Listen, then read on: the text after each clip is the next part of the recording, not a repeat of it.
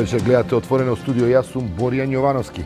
Правата на децата се тема која не прати во еден, за жал, негативен контекст од осамостојувањето на државата до денеска. Во тој период некако коинцидира и постоењето на невладината организација Меѓаш или првата детска амбасада, која беше основана пред точно 27 години на денешен ден. И по тој повод денеска во Отвореното студио мој гостин е првиот човек на оваа организација, Драги Змијанац. Змијанац, добро дојдовте во Отворено студио. Убав повод со оглед на тоа колку време во континуитет ја следите оваа проблематика, доста чувствително се разбира, убав повод да направиме едно резиме и да видиме до каде сме. Што е со односот на ова општество кон децата? Па има и позитивни промени, има проблеми кои се среќаваат во континуитет, има кои се продлабочуваат и влошуваат. Кои се хронични да речеме најголеми проблеми кои ги задираат децата? Бидејќи ги има многу, најдобро да ја направиме барем позитивната промена, тоа е дека веќе за правата на децата и врските кои ги има децата се говори на највисоко можно ниво. И во законодавната, и во извршната власт, и во воспитно-образовниот процес, и во семејната заедница. Значи, децата се субјект со, би рекол, полкапацитет на не само на сознавање на своите права. Можете да направите една споредба како беше пред 27 години кога почнавте и сега? Беше табу. Децата имаат права. Треба се почитуваат децата. Децата имаат права на свое мислење. Децата имаат права на учество. Децата имаат право да имаат своја приватност, не, за физичко казнување да не говориме. Сексуална злоупотреба исто така. Значи, состојбата во тој правец дека децата се рамноправни граѓани и имаат корпус на човекови детски права и дека државата ги има ратификувано многу конвенции, вклучително и наш притисок за ратификација на конвенции кои имаат јако значење во почитување на правата на децата, имаме направено успех. Иако ние уште 97 се залагавме институција посебна детски омбудсман, се направи компромис за еден од замениците на омбудсманот, народниот правобранител, се занимава со оваа проблематика, но сметаме дека тоа треба во догледно време да се изградат капацитети за таа намена. Она што е спорно и што во континуитет се случува, бидејќи ме прашавте што нешто се случува 27 години, 27 години постои ми колку државата, веројатно толкав багаж тешко кој може да го носи, а да си цело време во, би рекол, во континуитет во првата борбена линија, бидејќи новинарите, родителите, најблиските на децата кои имаат проблеми, па некогаш и децата, барат од нас поддршка и помош и не препознаваат како некој кој не само што знае да го крене гласот, туку бара и одговорност, бара и функционалност од државата. Јас ќе ги наведам проблемите со кои се случуваат децата, потоа можеме и поединечно да разговараме. Во последно време, врсничкото насилство, булингот е доста проблематичен. Има граѓански иницијативи кои барат од нас поддршка како заедничко и одговорно родителство по развод. Имено нели по разводот не значи дека завршува и родителствувањето, туку треба двајцата родители подеднако да водат грижа за растот и развој на детето. Има една неправда по член 123а од Законот за семејство, каде што е загарантирана тајноста на родителите кои се откажале од своите биолошки деца, а од друга страна неколку члени од конвенцијата и самиот комитет препорачува дека децата треба да си ги знаат биолошките родители. Поддржуваме една иницијатива благородна, би рекол, децата си ги дознаат биолошките родители. Од повеќе аспекти сметаме дека е тоа важно и поради намалување на можната инцестуална врска, некоја и поради тоа што да не се санкционираат тој родител што се откажал и најблиското семејство за да може да остварува емотивна врска со детето кое е посвоено. Потоа, за жал, во последно време сме веќе 4-5 години доста активни во однос на заштита на животната средина, воздухот, загадувањето и проблемите децата кои ги имаат од загадувањето на воздухот. Во меѓувреме формирав една парламентарна лоби група, каде што очекуваме да прагот на, би рекол, нетолеранција на високите честички на PM10 и 2,5 се намала спрема европските стандарди. И со 4 организации сме веќе во процес на поднесување на тужба до државата Република Македонија, за да може да биде сериозна во однос на овој проблем. Пред да одиме на секој од проблеми во овие поединечно, прво погледнеме прилогот кој го подготви колегата Христијан Бановски. Неретко на семафорите ве пречекува испружена рака која екзистенцијата си ја обезбедува од ден за ден преку просење. Честопати тоа се деца на предшколска возраст. Некои од нив учат да просат уште пред да научат да зборуваат. Исплашени или избунети, во несоодветна облека на секакви температури. Сликата со години е непроменета, на што потсетува и народниот правобранител во годишниот извештај. На институциите им останува обврската да најдат соодветен начин за решавање на овој проблем. Иако Министерството за труд и социјална политика информира дека презема мерки во врска со децата на улица и дека во соработка со граѓански организации имплементира проекти за социјална заштита на децата во насока на зајакнета теренска работа и детектирање и работа со децата на самото место, но и зголемување на тимовите во воспоставените дневни центри за деца на улица. За жал, деца на улица, кои сами или во придружба на родител питачат, продаваат ситни дребули, вдишуваат лепило и слично, е се уште дел од македонското секојдневие. Пишува во годишниот извештај, сепак поголемиот дел од децата се практично невидливи за системот. До сега не се преземени мерки согласно препораките на народниот правобранител за впишување на овие лица во матичната книга на родени. Давањето пари на дете на улица не е хумано, велат институциите и ги повикуваат граѓаните да ги пријават случаите во Министерството за труд и социјала преку телефонскиот број 15 505, но на крајот од денот и оние малкумина кои се згрижуваат во центрите завршуваат назад на улица. Според надлежните, децата најчесто на питачење ги присилуваат членовите на нивните семејства. Некои деца со питачење го откупуваат или го одработуваат долгот на своите родители. Децата понекогаш организирано се носат на некое место за да просат, а се казнувани ако не заработат доволно. Тоа беше прилогот на колегата Христијан Баневски на една тема која не следи во секојдневието и која кај сите нас создава револ со оглед на тоа дека се работи за деца, ги гледаме по улиците децата кои питачат. Повеќе пати се преземани разни мерки за да се спречи оваа појава. Што е проблем? Имаше обиди да се тргнуваат децата од улица, да им се одзема родителското право на родителите, да граѓаните не им даваат средства за да не се потикне питачењето. Овдека е проблем со злоупотреба на детскиот труд, неписменост и сиромашти. Значи, во еден, би рекол, круг во кој децата не можат да излезат сами успешно, а при тоа и родителите го пренесуваат трансгенерацијскиот начин на обезбедување на екзистенција. И би рекол дека не смееме да ги обвинуваме родителите поради тоа што понекогаш и тие ги принудуваат децата да заработуваат заради екзистенција. Има многу услови кои треба да се исполнат за тоа да не се случи. Значи, за едно дете вие Што можеме ние како општество, институции, невладини организации, медиум, што може да направиме за да тоа Неки ние сме во контакт со тие деца, имаме дневен центар и знаеме дека тоа не е решение. Покрај проблемот со децата фантоми, невидливите, кои уопште не постојат, може да бидат киднапирани, грабнати, исчезнати, да уопште не се знае каде се. Проблемот е што ги гледаме тие деца и се чудиме што да сториме. 15505, не знам колку може да помогне бројот. Има решение, но за тоа бара буџет. Решението е, би рекол, многу едноставно ако се има јака волја, посветеност, а тоа е, знаете, образованието е решавање на проблемот со сиромаштијата и злоупотребата.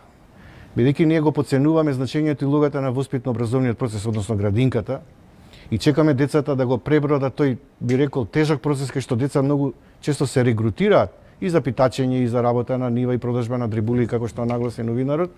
Ние ја испуштаме таа можност, на време интервенираме и веќе кога ќе треба да бидат запишани во основно училиште, се испуштени. Јас би препорачал до Министерството за труд и социјална политика, конкретно до министерката, која гледам дека се залага и сака да помага во ранливи категории на деца, да овозможи еден буџет за родители кои не можат да ги подмират основните потреби за да бидат децата запишани во градинка, значи да биде бенефицијат од страна на државата, тие средства што треба да се плаќаат.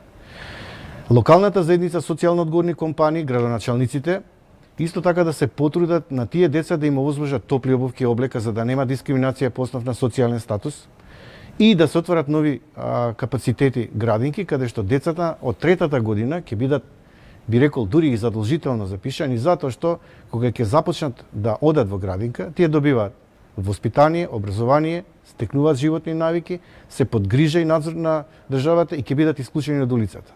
Тоа е веќе прв добар чекор да децата го започнат основното училиште, А ако ја ставиме градинката за оваа ранлива категорија како опција за решавање на сиромаштијата и злоупотребата на детскиот труд, ќе постигнеме многу. Но не е и тоа се.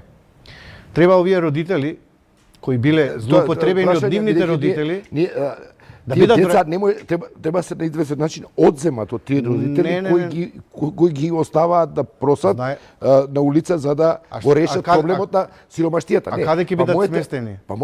Тоа е моето прашање. И како, мислам, тоа сепак не е едноставно од родители да се одземе дете. Крајна мерка е одземање родителско право. Тоа значи е немок на системот. Потоа кај се сместуваат? Немок на систем. Па знаете вие кај беа сместувани и што се случуваше во такви институции, да не ги набројувам, 25 мај и други. И каков е односот кон тие деца? Тоа не постои повеќе. Па се деинституционализира, но сега јас ќе се фокусирам околу проблемот. Еден од двајцата родители, ако има дете, два родители, еден родител, обврзано треба да биде вработен, да Центарот за социјална работа врши надзор како родителот го ствара родителското право, како средствата од вработувањето ги инвестира во детето да биде на време вклучено во градинка. Со социјална грижа капацитети развиено кои можат да го следат тоа. Неблагодарно е да кажем дали имат или немат, но и вие самите ќе заклучите дека капацитетите се повеќе административно бирократски, не се доволно на терен. Граѓанството кој очекува од нив да им биде поддршка и помош и од социјален аспект, и од образовен, и од воспитен, ја занемаруваат нивната клучна улога во тој дел и мислам дека граѓаните, односно сиромашните семејства, односно децата на сиромашните семејства се едноставно дополнително маргинализирани, виктимизирани од страна на државата затоа што не наоѓа решение како на време да ги интегрира во воспитно-образовниот процес. Министерката за труд и социјална политика презема една мерка која беше поздравена од јавноста. Тоа е укинување на 11 октомври оној дом за деца без родители кој често го критикувавме и потоа ги сместија во разни помали домови каде што има похумани односи. И денеска на еден друг медиум дадов одговор дека да, тоа е за поздравување. Дали може тој проблем да се решава понатаму и за овие деца кои се изложени на улица? 2000 до 3000 деца, па посебно кога таа е бројката со која неформално од граѓански организации кои работат на терен. Значи бројката се движи прво деца фантоми од минимум 300 до 3000. Деца фантоми се деца кои немаат извод од матична книга, не се регистрирани, не се никаде. Не само дискриминација, тие опште не постојат во системот. Второ, тие што ги гледаме секојдневно, катадневно на крстосниците, и кои се мислиме што да сториме, дали да им дадеме средства, дали да им купиме некаков прехранен производ, дали да се пријават на 1505. Како државата да се справи со тоа, исто е нефункционално. Јас би го дадов одговорот, ама за тоа бара баш токму ресурси од страна на Министерството за труд и социјална политика. Тие деца подитно, најрана возраст, треба да добијат поинакви животни вештини и навики, да се вклучат во градинка, да се отворат нови капацитети, се вработат нови воспитувачи во тие институции, што правиме за да може кога ќе порасне 6 години да биде веќе вклучен во задолжителното основно образование. За голем дел од овие деца се припадници на ромската етничка заедница. На 6%. Што правиме со проблемот на булинг по основа на боја на кожа? Ако добро разбрав од извештаите и на Европската комисија и на Народниот правобранител, булингот по основа на хендикеп и на боја на кожа е и tekako присутен во училиштата, што дополнително ја проблематизира нивната интеграција, а тоа сепак се однесува на еден слој на населението кој немаат проблем со социјални, социоекономски проблеми. Па булингот по повеќе основи е присутен, значи и по социјалниот статус, и по боја на кожа, и по образовниот статус, и по место на живење. Тоа се санкционирали наставниците, наставничкиот кадар, школите го препознаваат ли? Па прво, ние немаме ратификувана конвенција за против телесно казнување, имаме само за подпишана декларација.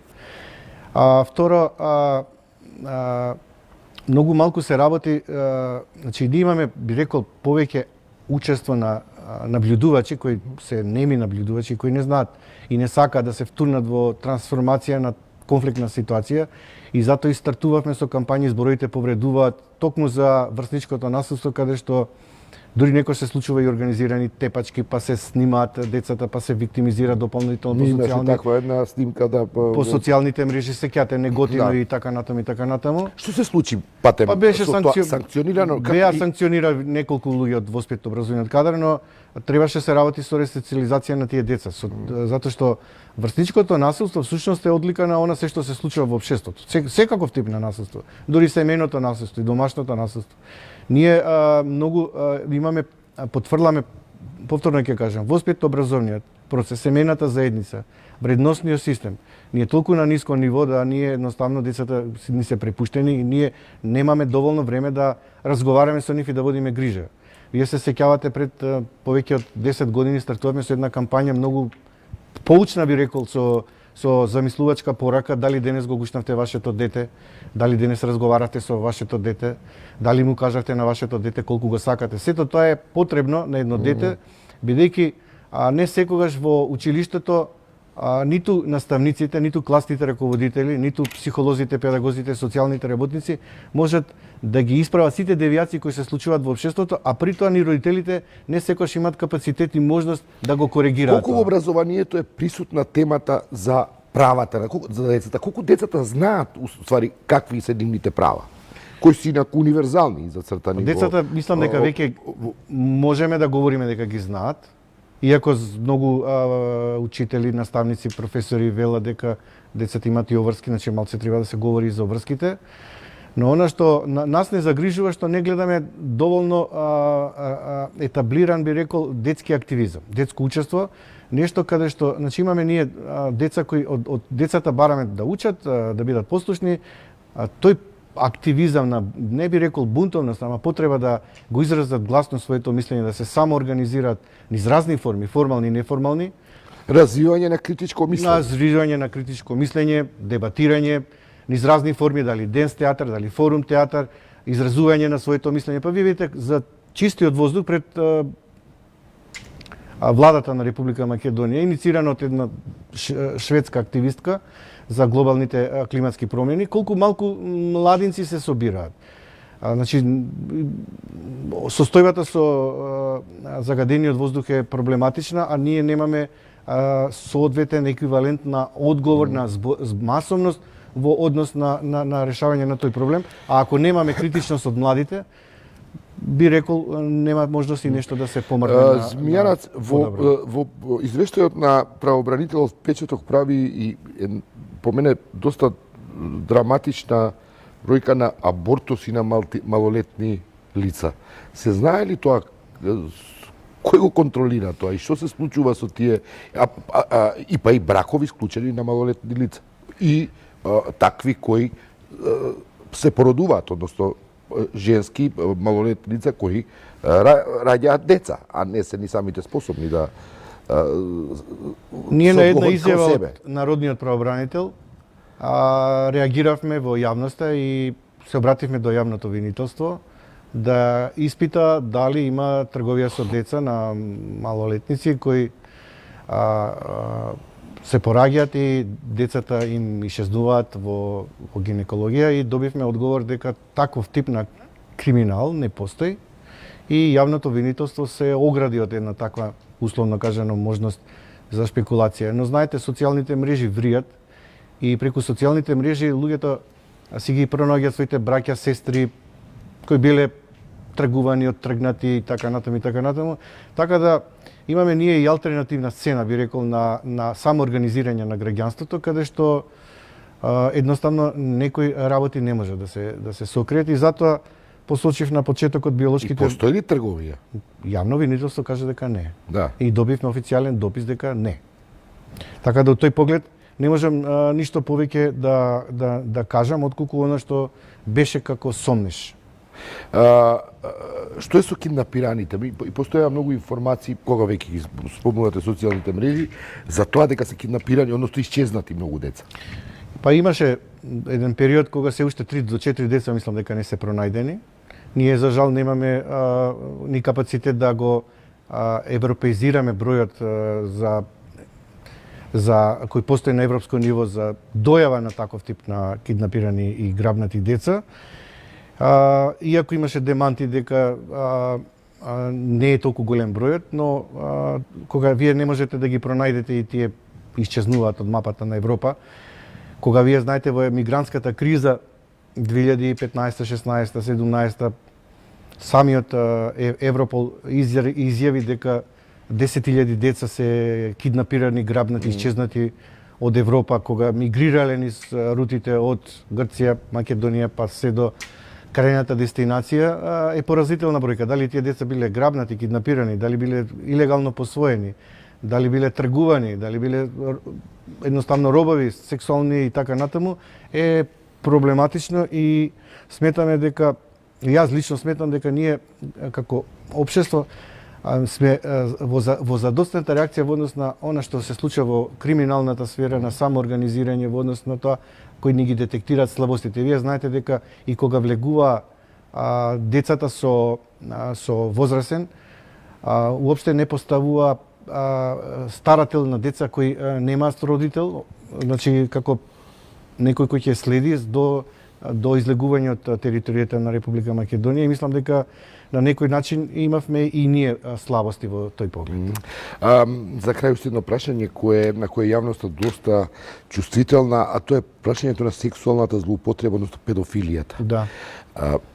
Се има ли увид во тоа или за тоа се работи кои се случуваат, а се молчи поради, што знам, разни предрасуди во однос на тоа, да страв или други видови на сатанизација на тие луѓе кои се изложени на такво сексуално насилство, нивните семејства, децата?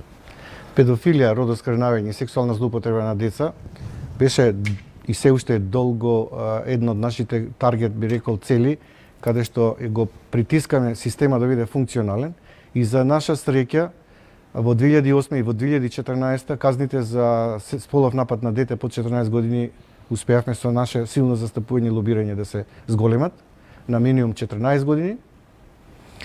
А она што ни недостасува е така наречениот Марин закон, каде што нема да застари полов напад на дете под 14 години, што Македонија треба да го исполни.